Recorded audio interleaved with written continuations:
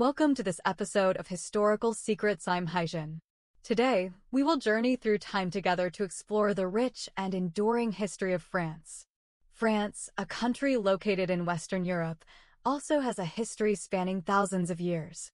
From the Neanderthals and Cro-Magnons who settled in France, to Julius Caesar's conquest of Gaul, which began Roman rule, and then the fall of the Western Roman Empire and the start of the Frankish kingdom. When Charlemagne was crowned as the Emperor of the Romans, the Frankish Empire reached its peak, followed by the Treaty of Verdun, the establishment of the Capetian dynasty, the Hundred Years' War, the reign of François I, the French Wars of Religion, the era of Louis XIV, the French Revolution, Napoleon's establishment of the First French Empire, the Third French Republic, and the establishment of the Fifth Republic to the present day. A grand historical tapestry unfolds before us. This tapestry has not only shaped the France we know today, but has also significantly influenced the course of European and world history. Starting from the prehistoric era, approximately 1 million years ago, early humans were already active in what is now French territory. In the Lascaux caves of the Dordogne Valley, archaeologists discovered famous cave paintings created about 17,000 years ago, showcasing the astonishing artistic abilities of early humans. Around 400,000 years ago, Neanderthals settled in southern France, and the early forms of modern humans, the Cro-Magnons, arrived in the region around 40,000 years ago, gradually replacing the Neanderthals. Over time, human society gradually developed. During the Neolithic era, approximately from 700 BC to 2500 BC, agriculture began to develop in southern and northern France. People started cultivating wheat and barley and raising sheep and cattle. The most notable feature of this period was the beginning of settled life. At the same time, we also saw the emergence of megalithic culture. In the Brittany region, people built astounding megalithic structures such as the Karnak stones. These constructions not only demonstrate the wisdom of the people at the time, but also provide clues to understand the spiritual world of that era. The subsequent Bronze Age, roughly from 2300 BC to 800 BC, witnessed the use of metal tools and further societal development. Bronze was widely used to make weapons, tools, and ornaments. Meanwhile, trade networks expanded, and France's interactions with the European continent became increasingly frequent. The social structure also became more complex, leading to the emergence of the noble class and the accumulation of wealth. The Iron Age lasted from 800 BC to 52 BC, during which the Celts, also known as Gauls, became the main inhabitants of the French region. They brought advanced iron technology and established many cities, such as Paris, then known as Lutetia, and Lyon. The Gauls also established trade links with Mediterranean civilizations, especially the Greeks and Romans. During this period, the culture and economy of the Gaul region reached a relatively high level. However, the era of Gaul independence was soon to end. From 58 BC to 50 BC, Roman general Julius Caesar conquered Gaul, marking the beginning of Roman rule in French history. This conquest was accomplished through a series of military campaigns, the most famous being the Battle of Alesia, where Caesar defeated the Gaulish leader Vercingetorix. The arrival of the Romans brought profound changes to Gaul. They established many cities in Gaul, such as Nîmes, Arles, and Bordeaux. These cities were built according to Roman urban planning principles, featuring magnificent public buildings, wide streets, and advanced water supply systems. The Romans also constructed numerous roads that not only facilitated trade and military movements, but also laid the foundation for France's later transportation network. Roman rule also brought about linguistic and cultural transformations. Latin became the official language, deeply influencing the development of the French language.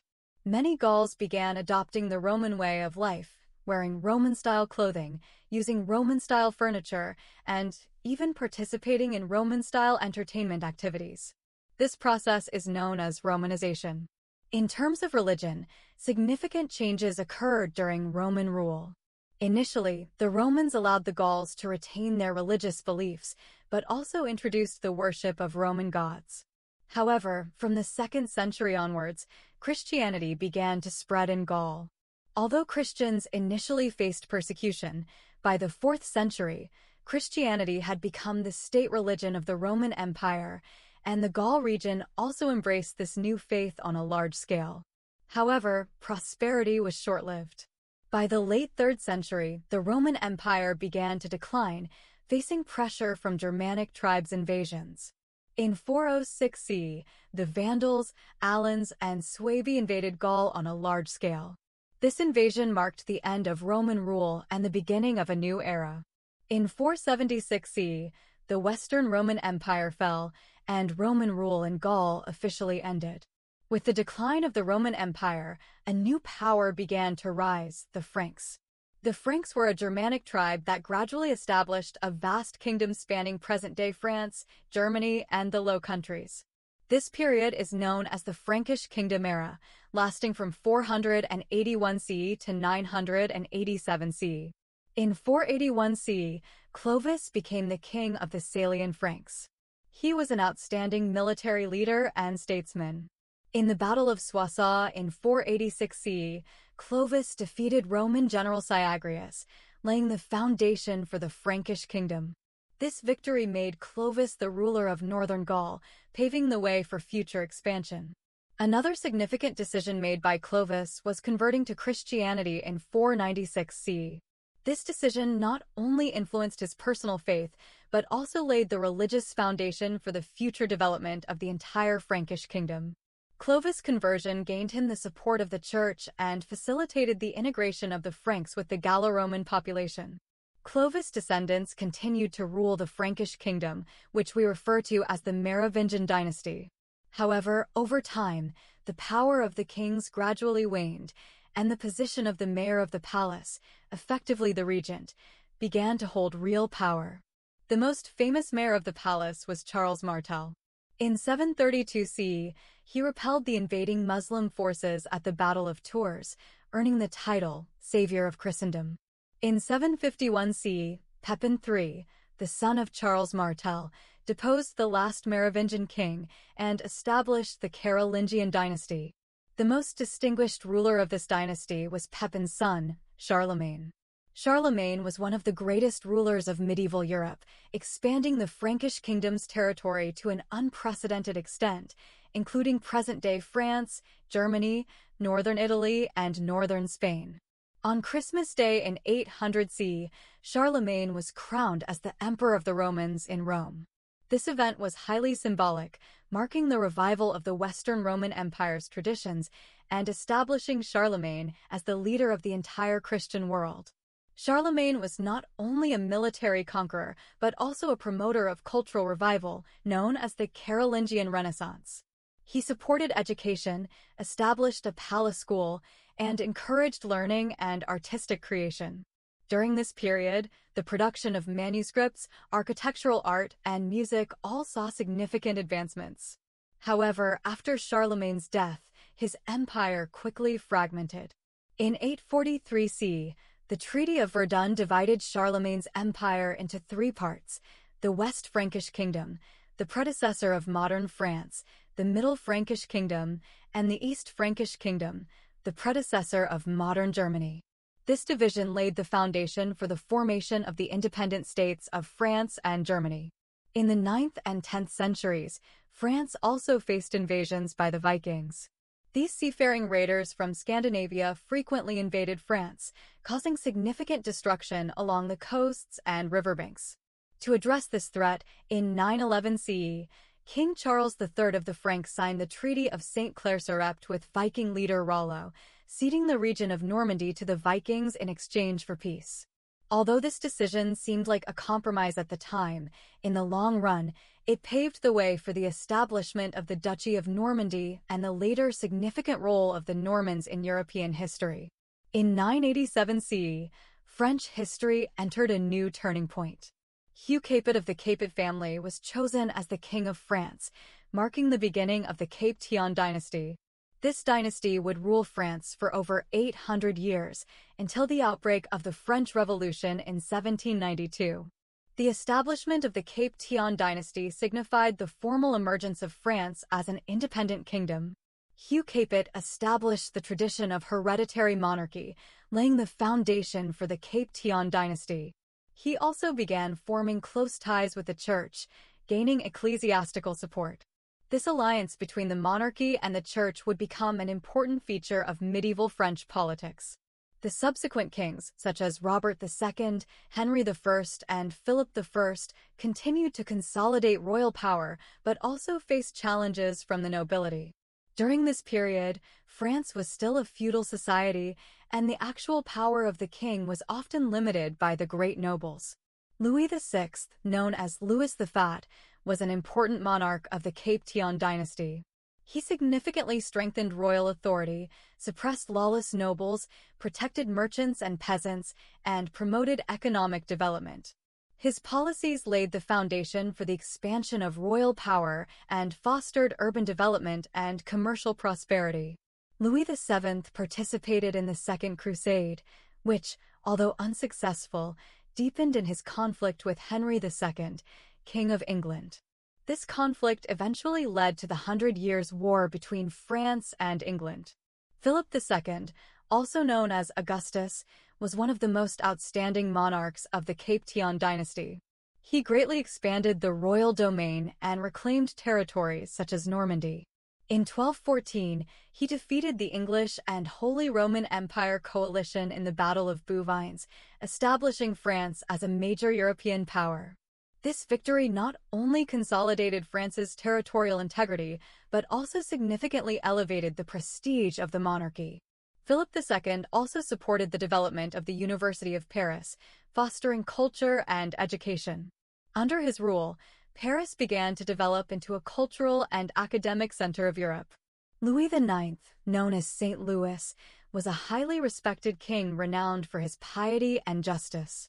He implemented judicial reforms and established an appeal system, laying the foundation for the development of the French legal system. Although he participated in 2 crusades, he ultimately died in Tunisia. Despite the military failures of his crusades, his image of piety and justice earned the French monarchy great prestige. Philip IV, known as Philip the Fair, vigorously pursued centralization policies. He clashed with the Pope, leading to the Pope's imprisonment in Avignon, an event known as the Babylonian Captivity, which marked the decline of papal authority and the rise of secular royal power. In 1302, he convened the First Estates General, including nobles, clergy, and commoners. Although the initial purpose of this assembly was to support the king against the Pope, it laid the groundwork for the later development of the French parliamentary system. Philip IV also suppressed the Knights Templar and seized their assets, significantly increasing the royal treasury but also causing controversy. However, Philip IV's 3 sons succeeded him without leaving male heirs, leading to one of the most significant events in French history, the 100 Years' War. King Edward III of England claimed the French throne through his mother, Princess Isabella, daughter of Philip IV, while the French nobility chose Philip of Valois, Philip IV's nephew, as the new king. This succession dispute eventually escalated into a war lasting over a century. The 100 Years' War, from 1337 to 1453, was one of the longest and most decisive wars in French history. This war involved not only claims to the throne, but also conflicts of interest in regions such as Flanders and Gascony. In the early stages of the war, the English army achieved a series of victories. In 1340, the English defeated the French fleet at the Battle of Sluis, gaining naval supremacy. In 1346, the English, using longbows, defeated the numerically superior French army at the Battle of Crécy, demonstrating the impact of new weapons on warfare. In 1356, King John II of France was even captured at the Battle of Poitiers, dealing a severe blow to French morale. The signing of the Treaty of Bretigny in 1360 granted England significant French territories. However, the tide of the war soon turned. Under the rule of Charles V, known as the Wise, France began to regroup. Charles V appointed the brilliant military commander Bertrand du Guesclin, who employed a series of strategic maneuvers. They avoided direct confrontation with the English and instead adopted guerrilla tactics to gradually weaken English forces. This strategy proved highly effective, and France gradually recovered much of the lost territory. In the war's final phase, the English once again gained the upper hand. In 1415, King Henry V of England achieved another decisive victory over the French at the Battle of Agincourt. This battle is considered one of the most famous of the Middle Ages and a shining triumph for English archers. The signing of the Treaty of Troyes in 1420 recognized Henry V as the heir to the French throne. France seemed on the brink of collapse. Amid this crisis, a peasant girl named Joan of Arc changed the course of the war. In 1429, at the age of 17, Joan claimed to have received divine guidance to liberate Orleans, which was besieged by the English. Under her leadership, the French army miraculously lifted the siege of Orleans, turning the tide of the war. Joan's presence not only achieved military success, but, more importantly, reignited French patriotism and fighting spirit. Although Joan of Arc was executed in 1431, the flame of patriotism she ignited continued to burn. In the following years, France gradually regained lost territories. The signing of the Treaty of Arras in 1435 reconciled the Duke of Burgundy with France, further weakening England's position. Finally, in 1453, at the Battle of Castillon, France achieved a decisive victory, forcing the English to withdraw from the French mainland, except for Calais. The end of the Hundred Years' War marked a significant turning point in medieval French history. This war was not only a military conflict, but also a period of awakening and strengthening French national consciousness. The war strengthened centralization, consolidating royal power. Meanwhile, the feudal system began to decline, and new social classes, such as merchants, began to rise. The war also drove military technological advancements, including the widespread use of firearms. With the conclusion of the Hundred Years' War, France entered a new historical phase. In the late 15th century, influenced by the Italian Renaissance, the French Renaissance began to emerge. During this period, there were significant advancements in art, literature, and science. François I, 1515 to 1547, was one of the most important monarchs of this era.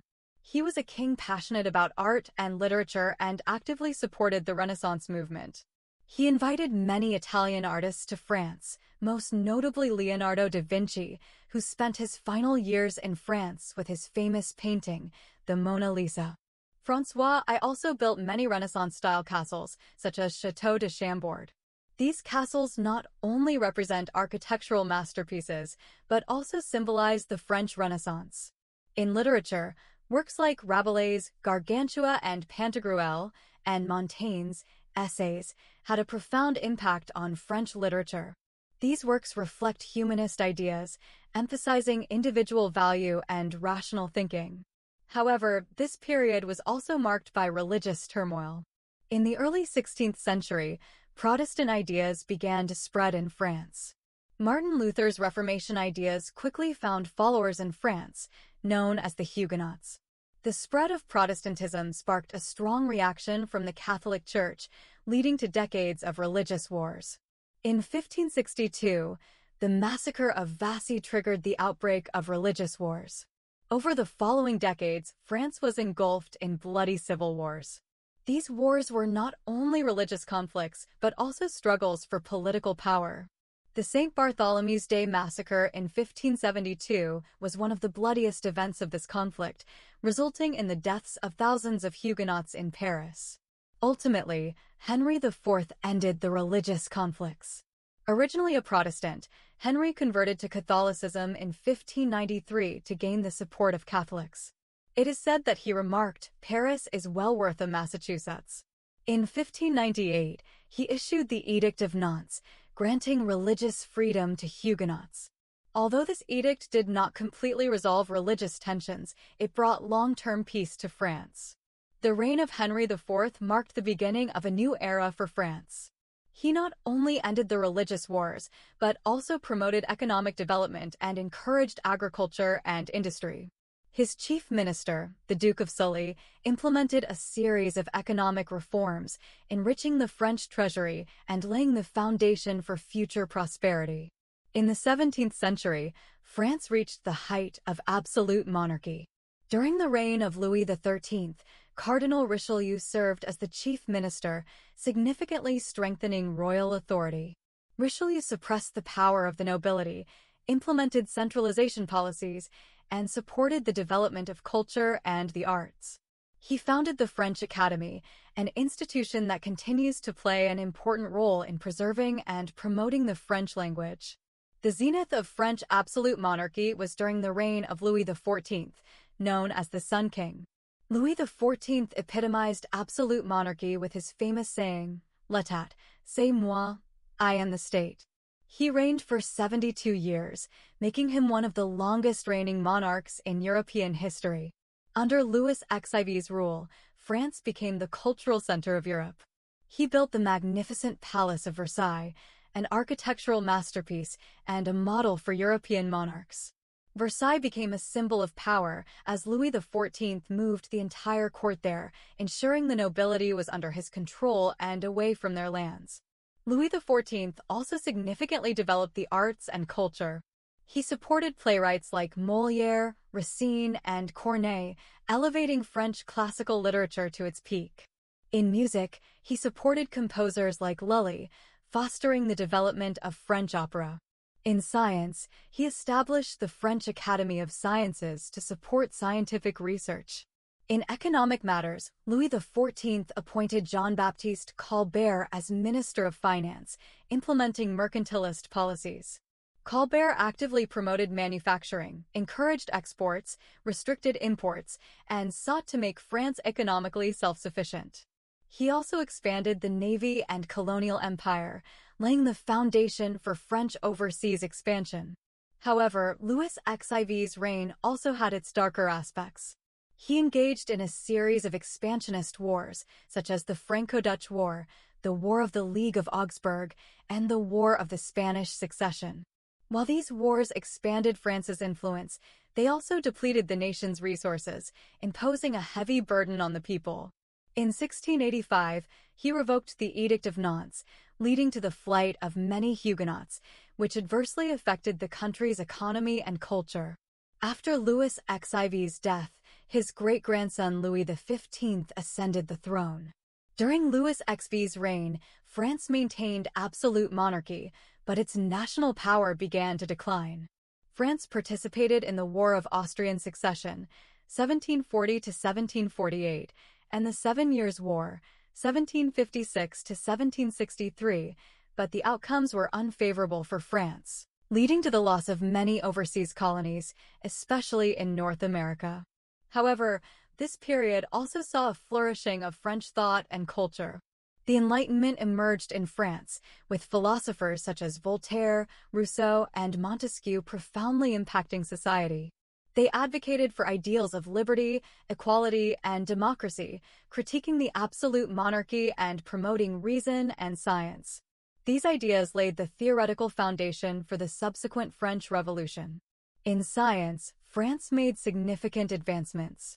Mathematician and physicist Pierre-Simon Laplace proposed the nebular hypothesis of solar system formation. Chemist Antoine Lavoisier became known as the father of modern chemistry, and naturalist Georges-Louis Leclerc, Comte de Buffon, wrote Histoire naturelle, one of the most comprehensive natural science works of the time. In 1774, Louis XVI ascended the throne.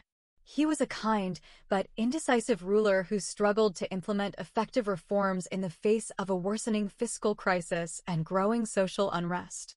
In 1788, France experienced a severe economic crisis and food shortages, exacerbating social tensions. In May 1789, Louis XVI was forced to convene the Estates General to address fiscal issues. However, this meeting eventually evolved into a full-blown revolution. On July 14, 1789, the people of Paris stormed the Bastille, which later became France's National Day. The fall of the Bastille, a symbol of despotic rule, marked the official start of the French Revolution. On August 26, the National Constituent Assembly adopted the Declaration of the Rights of Man and of the Citizen, proclaiming that all men are born free and equal in rights, establishing the concept of civil rights. This document had a profound impact not only on France, but also on the entire world. However, the revolution's progress was not smooth.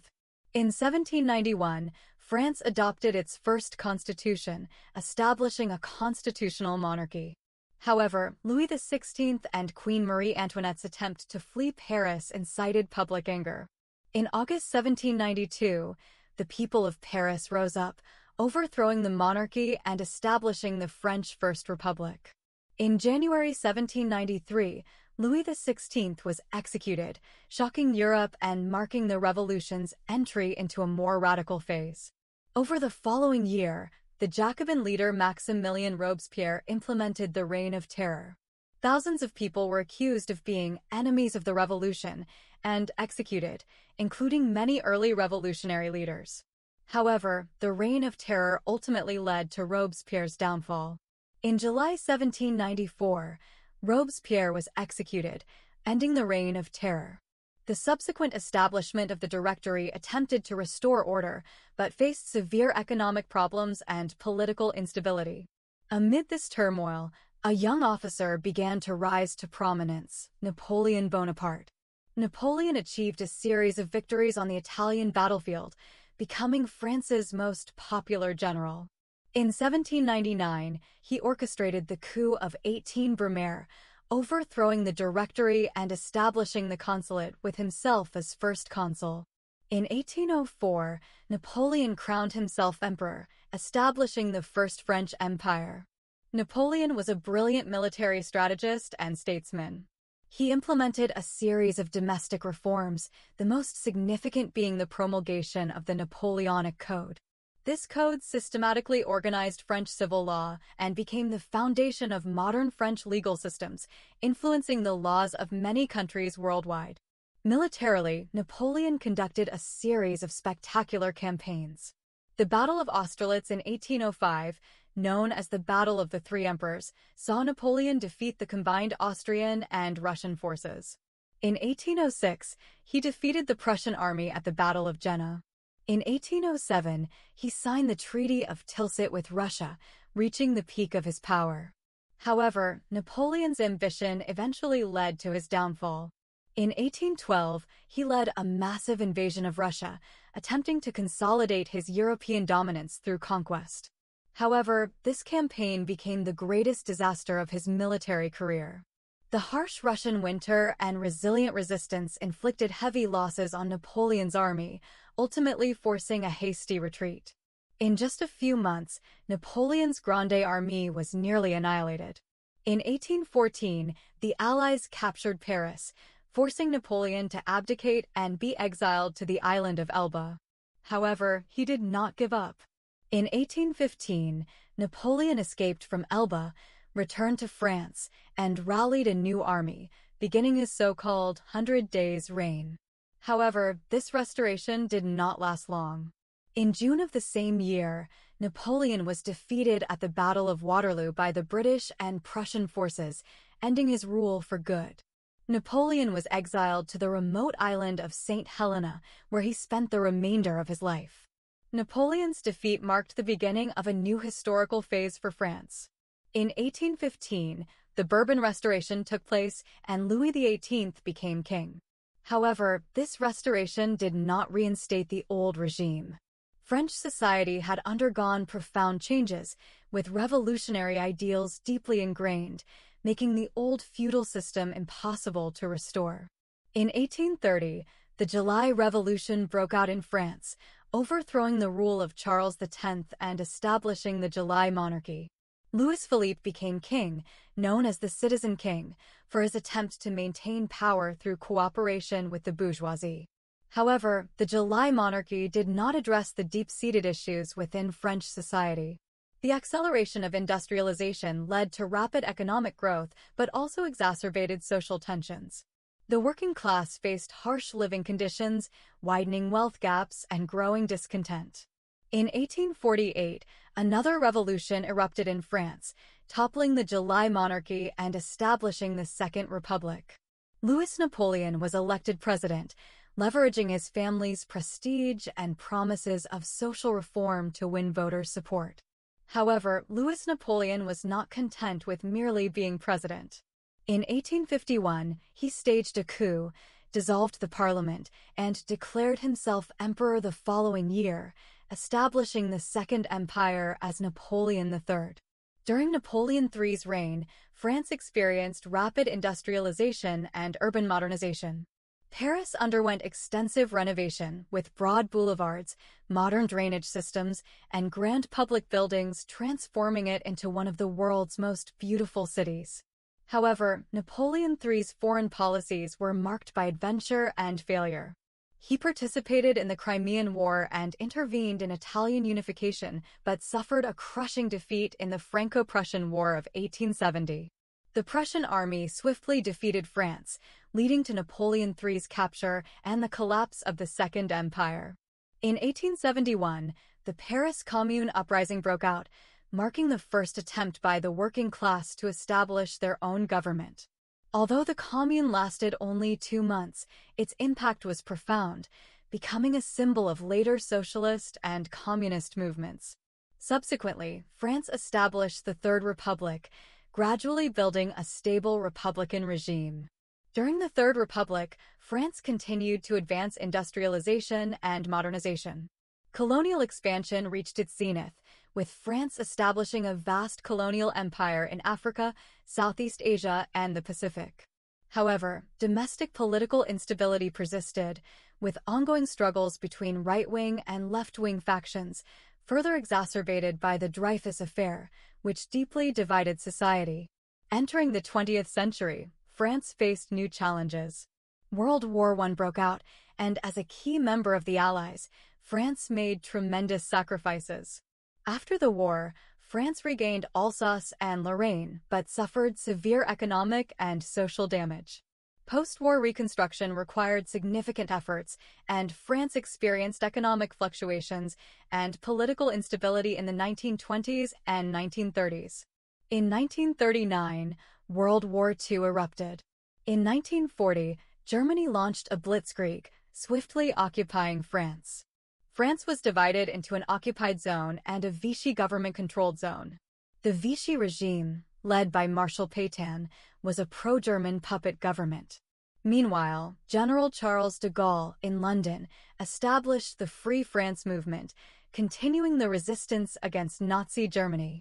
In 1944, the Allies landed in Normandy, beginning the liberation of France. Paris was liberated in August, and de Gaulle's provisional government assumed control. After the war, France underwent reconstruction and rapid economic growth, known as the Glorious 30 Years. In 1958, de Gaulle established the Fifth Republic, strengthening presidential power and stabilizing the political landscape. France played a crucial role in European integration. In 1957, France signed the Treaty of Rome, becoming a founding member of the European Economic Community. In 1992, France signed the Maastricht Treaty, promoting the establishment of the European Union. In 2002, the euro became the official currency in France, marking further economic integration in Europe. In the 21st century, France faces new challenges such as globalization, terrorism, and climate change.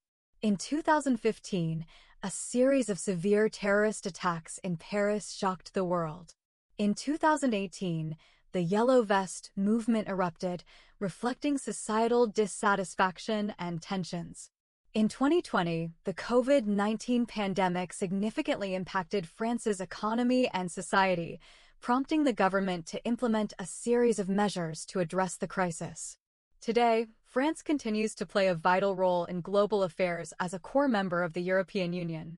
Despite facing economic, social, and political challenges, France remains one of the world's most influential countries, with its historical legacy and cultural soft power continuing to captivate the world's attention. Dear viewers, we have just journeyed through the long and storied history of France.